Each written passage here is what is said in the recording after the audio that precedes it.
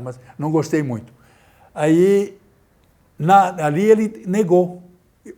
O primeiro brasileiro que eu tenho consciência de que conversou comigo, que era o juiz menor, disse para mim, quem é o seu responsável? Eu disse, é o meu tio aqui. E ele disse, o senhor é o tio dele? Ele negou, disse não.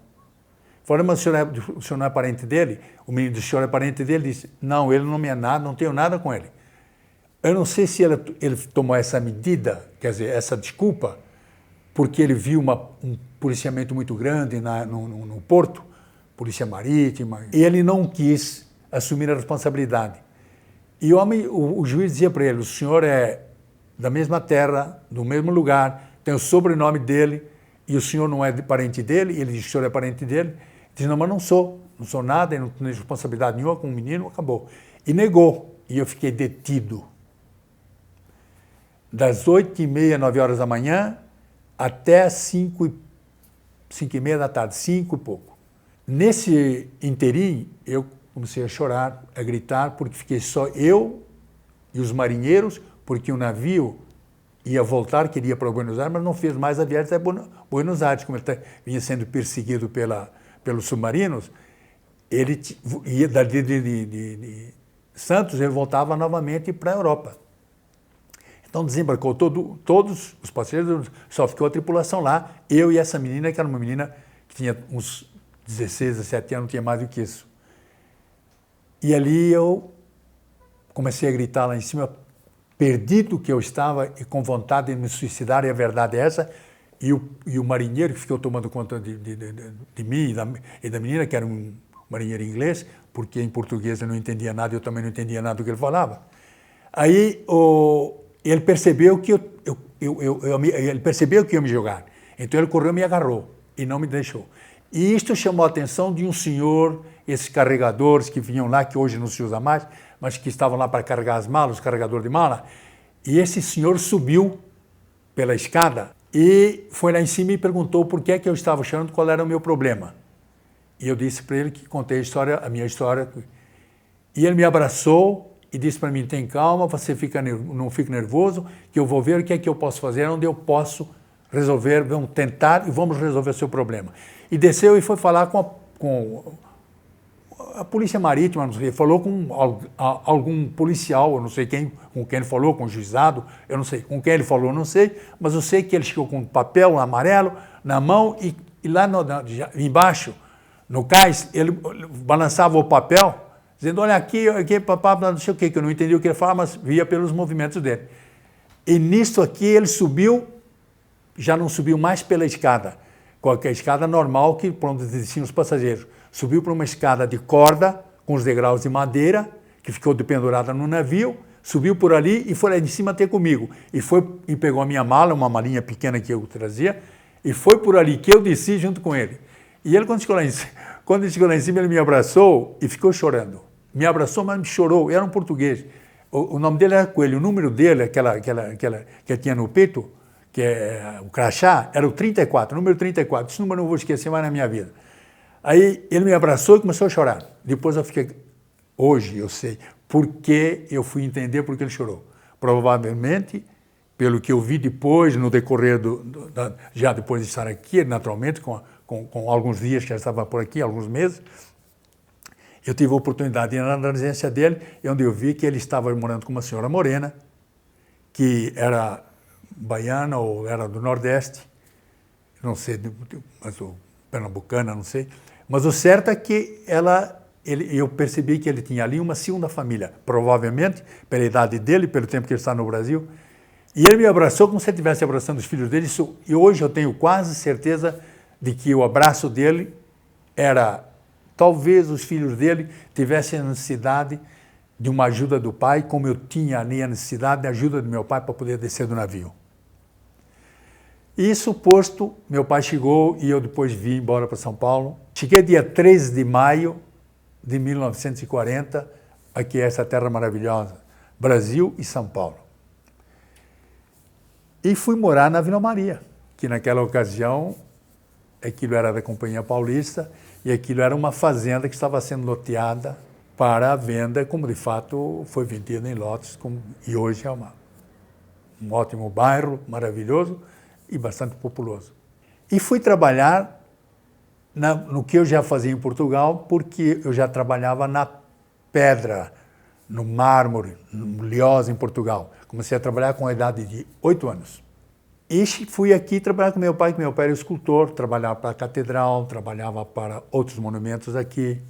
Um deles aí, que já mostrei para vocês, tem vários aí. Na catedral, então, tem uma quantidade enorme de trabalho dele. E fiquei trabalhando na profissão até 1946, já estava no começo de 1946. Como eu gostava da profissão, na escultura, eu me sentia maravilhosamente bem trabalhando, e era uma coisa que eu gostava de fazer. Só que era um serviço um pouco pesado e eu achava que era mal remunerado. O resultado financeiro para se manter era muito pequeno.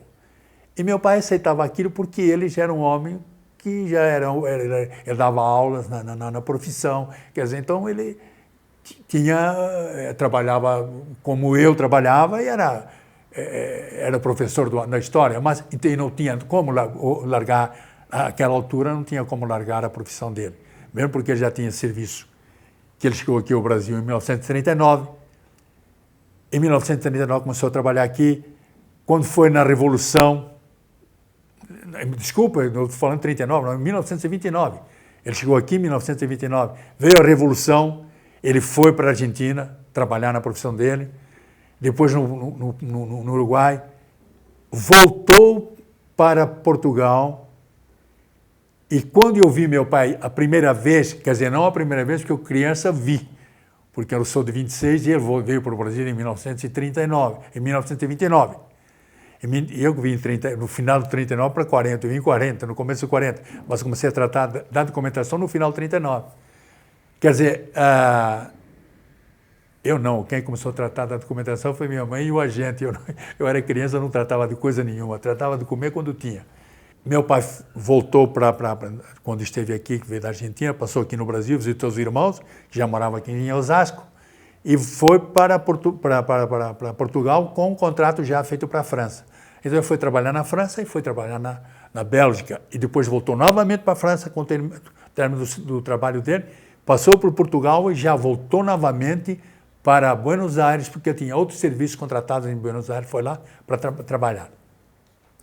E nessa passagem, nessa convivência que ficou em Portugal, na primeira vez que eu me lembro que eu vi, eu tinha 9 anos, talvez, por aí não tinha mais do que isso, 9 anos, 8, 9 anos, e nunca tinha visto a minha mãe abraçar ninguém, abraçava os filhos e olha lá. Como nós estávamos trabalhando lá numa terrinha que a minha mãe tinha lá, fazia umas plantações, viu o homem chegar lá, desceu lá de uma charrete, que naquela ocasião era uma carroça que era tipo faroeste, com umas malas e tal, parou lá na estrada, desceu, chegou lá e abraçou minha mãe. Eu, quando vi que estava lá um pouco afastado, assim, debaixo de umas árvores, vi ela abraçar minha mãe, cheguei lá e comecei a chutar as pernas do meu pai. E a minha mãe chorando falou, não, teu pai, eu nunca tinha visto meu pai. Quer dizer, eu tinha visto quando criança, mas não tinha visto meu pai no sentido já que eu pudesse guardar a fisionomia dele. Escrevia para ele porque a minha mãe ditava e eu escrevia, mas eu não sabia, nunca tinha visto em fotografias, mas não quando isso ele ainda era, foi quando ele casou, porque logo depois de casado ele foi embora. Quer dizer, então a fisionomia dele atualizada eu não conhecia, nem na fotografia, nem na pessoa. Voltando para aqui novamente, para a minha chegada aqui ao Brasil, por que é que eu vi naquela ocasião? E minha mãe, que me deixou lá e que eu vi sozinho, sem ninguém, porque minha mãe sabia nessa passagem do meu pai pela França, da França para Portugal. Ela combinou com a minha mãe que a família dele, ele queria fixá-la no Brasil e criar os filhos dele no Brasil. Ele ia cumprir o tratado que ele tinha, o contrato que ele tinha feito lá em Buenos Aires, e depois vinha para aqui, para o Brasil. E daí a razão de eu antecipar, por causa desse problema da guerra, da mobilização, a minha mãe já sabia da intenção do meu pai, por isso que ela teve a coragem, a maior, porque coragem ela teve de deixar um filho vindo para o Brasil, para um lugar que ela nunca tinha visto, nem conhecia, nem sabia de que forma se chegaria aqui ou como se procedia. Porque haja visto que ela nem a Lisboa tinha chegado com a idade toda que ela tinha. Eu fui o primeiro, o primeiro foi meu pai, mas dos filhos e da esposa, o primeiro a chegar a Lisboa fui eu. Chegando, comecei a trabalhar aqui em São Paulo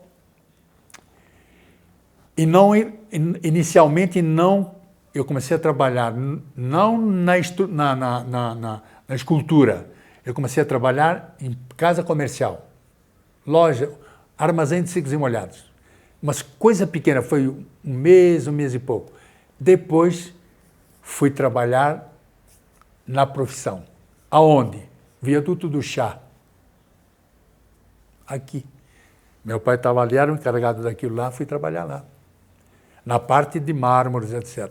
Granito, na escada que desce, da praça que vem para baixo para o Val do Anhangabaú. E fui ali, trabalhei algum tempo. Depois, naquela ocasião, quem era o prefeito de São Paulo era o Prestes Maia, Francisco Prestes Maia. E a quem eu ficava super satisfeito quando ele ia, porque ele ia sempre de manhã, 7h30, 7h15, das 7 às 7h30 ele estava infalivelmente todo dia lá só quando ele tinha alguns assuntos, naturalmente, mais especiais. Mas senão ele estava sempre cedo lá para acompanhar o trabalho do viaduto, que era a conclusão, já estava naturalmente concluindo aquilo. E ele chegava lá e, como ele vinha com o motorista, e ele pegava uns trocados e me chamava, falava, vem cá, ele gostava muito de conversar com meu pai, e me mandava comprar cigarros.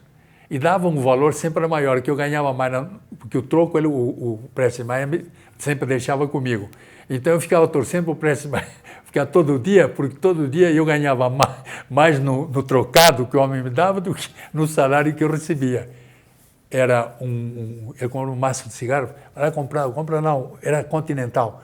Compra o Continental, eu compro o Liude, qualquer um dos dois servia para ele. Então, isso era um prazer. Mas trabalhei na escultura depois até a idade de 19 para 20 anos. Quer dizer, completei os 20 anos em abril, dia 20, e fomos para Santos, que meu pai, de tanto eu chatear que eu não queria trabalhar no pesado, que eu não gostava daquilo, que era muito, e ganhava mal, fiquei trabalhando com a cabeça do meu pai no sentido dele concordar em comprar algum estabelecimento comercial.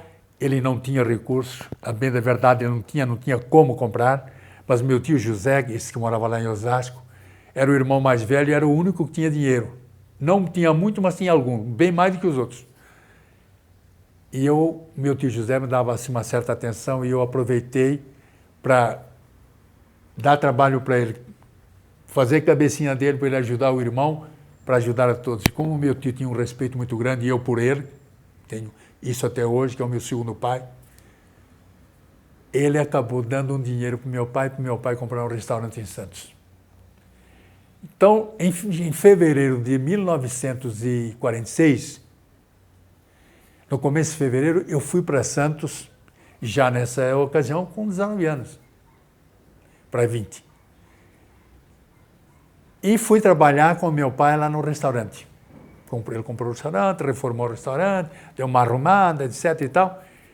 E o cuidado do meu tio, quando ele deu o cheque, meu pai pagar o cidadão que vendeu o restaurante, que eram 2 sócios, ele deixou uma margem a maior no cheque, e ele deu o cheque para mim. Diz ele assim para mim, fala para o teu pai que o que sobrar é para vocês começarem a trabalhar, para ver o que é que precisa fazer. E provavelmente vocês vão querer fazer alguma melhoria naquilo lá. Então vai a maior tal valor, e isso aí vocês depois fala com teu pai que eu estou mandando isso para você terem a facilidade e não terem a facilidade de começar a vida com um pouco mais de tranquilidade e não terem um problema de recursos assim de imediato. Então comecei a trabalhar. Levantava às 4h30 da manhã, 4h15, 4h30, fazer o café, etc., porque era na beira do cais. Ali tinha que levantar cedo porque o cais não parava, era 24 horas por dia naquela ocasião, porque a guerra terminou em 45, né, em maio de 45, e era a época de um progresso incrível. O Brasil vendia tudo que tinha e ainda mais alguma coisa se tivesse. E o trabalho era bastante intenso porque tinha necessidade de atender os pedidos da importação. Aí comecei a trabalhar ali, mas era um trabalho puxado pelo horário. Comecei a trabalhar em fevereiro, março, e dia 14 de abril, eram umas 9 horas, 8 horas da noite, 8 e pouco da noite, saí eu e meu irmão, que era a primeira vez que eu ia sair, nós fechamos o restaurante bem mais cedo. Quando era umas 6h30, 15 para 7, 7 horas, eu estava com a porta fechada por aí. E aproveitei para dar uma volta para sair daquilo que já estava, naturalmente, com fevereiro, março e já metade de abril, e eu sem sair. E foi aí que eu tive a felicidade de encontrar minha esposa. E como é que eu encontrei a minha esposa? Que eu não conhecia, nunca tinha visto. Era na Praça Rui Barbosa. E era um dia santo, que era a procissão do encontro.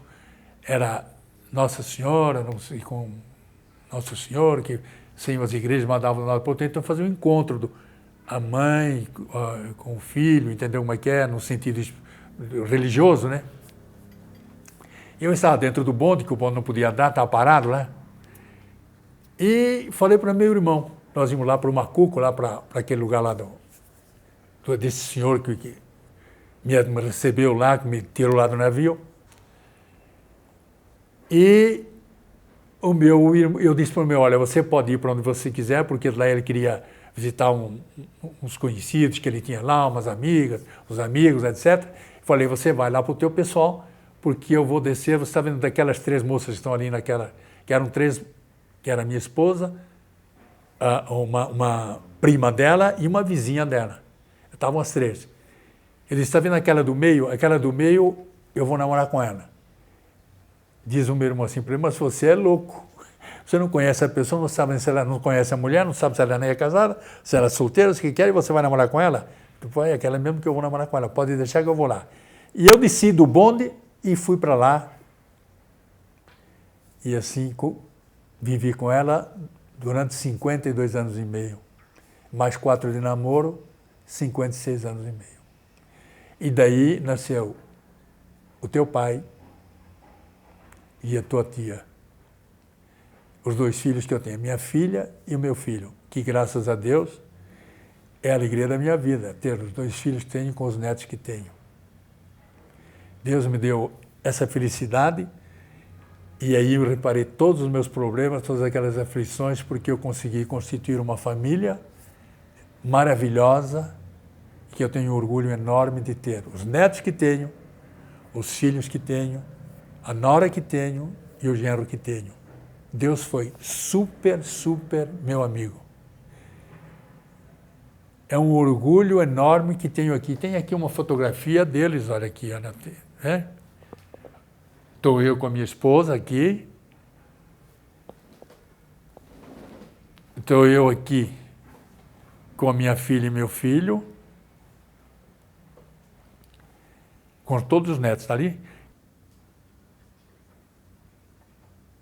Mas volto a repetir, tive a felicidade de vir para esse país maravilhoso, constituir uma família a que eu tenho um orgulho enorme de ter a família que tenho e que vou pedir a Deus que dê aos meus filhos e aos meus netos, não precisa ser melhor. Até se for um pouco pior, ainda está ótima, está maravilhosa. Que Deus os proteja e que possa ter uma família, se possível, bem melhor, mas vai ser meio difícil para achar outra melhor. E eu casei em 1950. Quando casei, trabalhei um tempo com meu pai e disse para meu pai que eu tinha que procurar minha vida porque não daria. Eu estava casado tinha que ter uma vida diferente. Os meus irmãos eram solteiros, tanto a minha irmã quanto o meu irmão solteiro, e que eu tinha que procurar um outro meio de viver com a mulher e com uma filha que já estava em caminho para nascer, como de fato acabou nascendo, a minha filha Beth. Eu tive que falar com meu pai para que ele naturalmente aceitasse que eu deixaria o meu irmão e minha irmã trabalhando com ele e eu ia procurar a minha vida. E voltei novamente a falar com meu tio José.